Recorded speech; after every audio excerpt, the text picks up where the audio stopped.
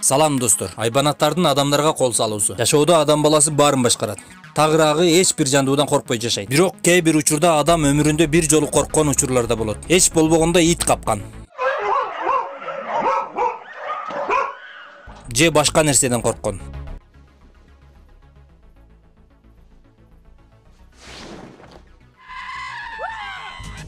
Бүгүнкү чыгарылышта адам өмүрүнө кол салган айбанаттарды айтып беребиз. Видеону аягына чейин көрүп, биз менен чогуу болуңуздар.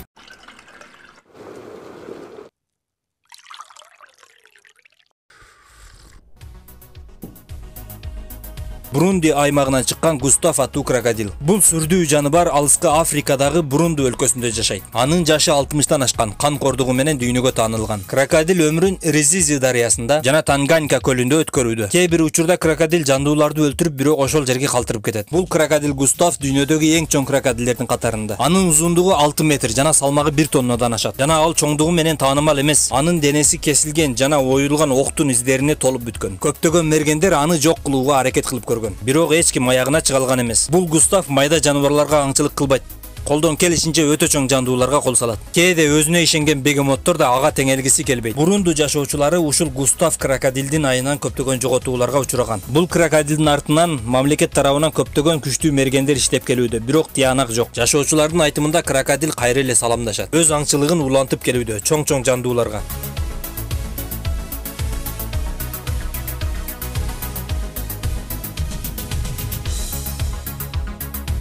Филадельфия акуласы. Биз сиздер менен бүгүн билебиз, акуладан алыс жүрүш керек экенин. Бирок 100 жыл мурда бул жырткычтан эч ким күткөн эмес. 1916-жылы Филадельфия аймагында болгон окуя. Көл жээгинде эс алып жаткан элге кол салган. Ал жерде акуладан 4 киши каза болгон. Айта кетсек, бул окуядан кийин белгилүү жазуучулар ушул темада роман жазган. Бул жырткычтан биринчи жаракат алып каза болгон Чарльз Ванстан. Ошол убакта сууда сүзүп жүргөндө акула кол салган. Жана бутунан айрылган. Тилекке каршы Чарльз ооруканага жеткен эмес. Экинчи кол салуусу 5 күн өткөндөн кийин болгон. Анда 2 киши каза болуп, бирөө жарадар болгон. Кийин дагы кайталанып 1916-жылы июнь айында жалпы саны 4 киши каза болуп, 4 киши оор жаракат алган. Жергиликтүү булактар газетага жарыялагандан кийин жашоочулар көлгө түшүүнү токтоткон. Жана бул акула тууралуу кеңири маалыматты эч ким билген эмес.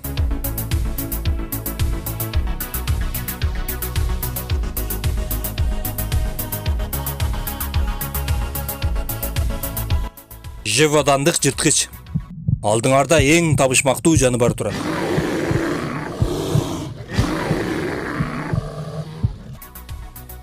Францияда 1764-1767 жылдары бул жырткыч адамдарга кол салган. Көргөн адамдардын айтуусунда жаныбардын көлөмү бука сыяктуу болгон. Бирок көрүнүшү карышкырга окшош. Эң кызыгы, бул жырткыч бир да айбанаттарга кол салган эмес. Жалаң гана адамдарды жок кылган. Болжол менен 200 адам жок болгон. Анын куйругу узун жана далысы кең. Түштүк Франциянын мергендери анын артынан түшүп, бирок көптөгөн карышкырларды өлтүргөн. Бирок ал жырткычты колго түшүрө алган эмес. Жылдар өтүп 1767-жылы кармаган. Айтууда күмүштөн жасалган ок менен атып өлтүргөн. Кандай жаныбар болгон бул жырткыч? Эгер билсеңиз, комментарийга жазып коюңуз. Окумуштуулардын айтуусунда мурда жашап өткөн Эндрюс Архи же азиялык жолборс деп болжоп кала беришкен. Бүгүнкү күндө Францияда бул жырткычтын айкели турат.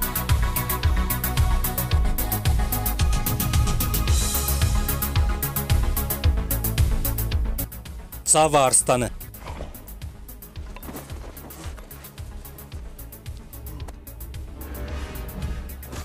Бул жалгыз жунгули токойунун падышасы. Себеби жок, адамдарга кол салуусу алардын мүнөзүнө туура келбейт. Бирок адамдын канынын дамын билген соң булар да өзүн токтото албай калышат. Жергиликтүү элдин айтымында бул эки жырткыч болжол менен 135 адамга кол салган. Бул жырткычтар 19-кылымдын аягында Кениянын Сава районунда адамдарга аңчылык кылышкан. Өлүмгө кабылган бактысыздар курулуш иштеринде эмгектенип, район четинде көпүрө салып иштеп жүрүшкөн. Жаныбарлар акылдуулук менен аңчылык кылышкан. Ишкерлер жумуш бүтүп эс алууга чыкканда жырткычтар кол салуусун башташат. Бир канча айлар өткөндөн кийин арстандардын өкөсү тең атылган. Жана аларды Чикагодогу жаратылыш музейине катырып коюшкан.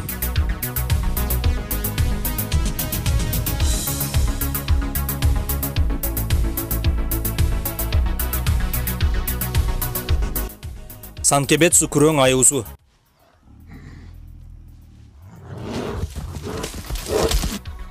Кисакаги кайманаты менен таанылган күрөң аюу. 1915-жылдын аягында Япония өлкөсүнүн Санкебетсу айылында 7 кишинин өмүрүнө кол салган. Ал уйкудан ойгонуп тамак издөөдөн баштаган. Жашоочуларды биринчи көрүп ал качып кеткен. Арадан 10 күн өтүп Кисакаги куралчан жашоочуларга жолуккан. Мергендер аны атып жок кылууну чечкен. Жырткычты атып бирок жарадар кылып качырып жиберген. Эми чындап келбейт деп ойлогон жашоочулар бир канча убакыт ичинде ал жөнүндө унутуп деле калышкан. Өтө өкүнүчтүү. Тилекке каршы 15 күн өткөндөн кийин жырткычты айылда байкап калышкан. Бул жолу алардын тоскоолдугуна карабай, айылдын четиндеги фермердин жаш баласын жана аялын өлтүрүп кетет. Кыскасы 5 күн аралыгында 7 кишинин өмүрүн алган. Жыйынтыгы тажрыйбасы бар Эмемонто аттуу мергендин жардамы менен колго түшүрүлүп өлтүрүлгөн.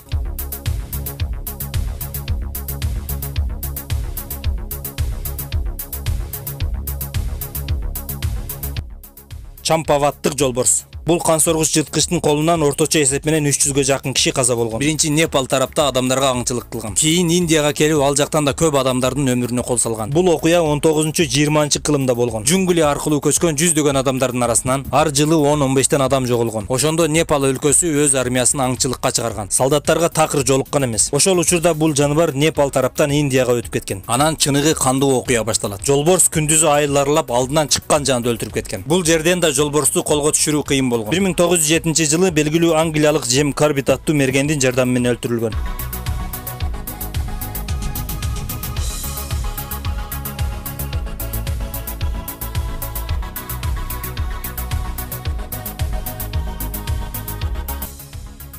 Рудра-Пряга илбирси. Дагы бир бул жапайы мышык Индия өлкөсүндөгү Рудра-Пряга аймак. Ошол белгилүү мерген Джим Корбит тарабынан 1926-жылы өлтүрүлгөн.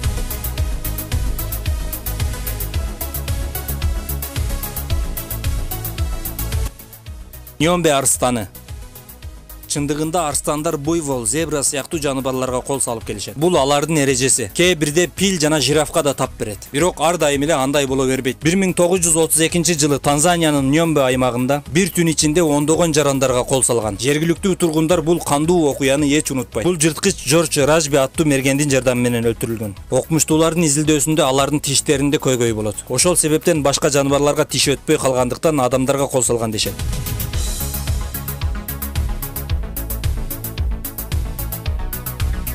Эгер видео жакса лайк басып башкалар менен бөлүшүп кетиңиз. Жана ой пикириңизди комментарийга калтырыңыз. Кийинки видеодон көрүшкөнчө аман туруңуздар.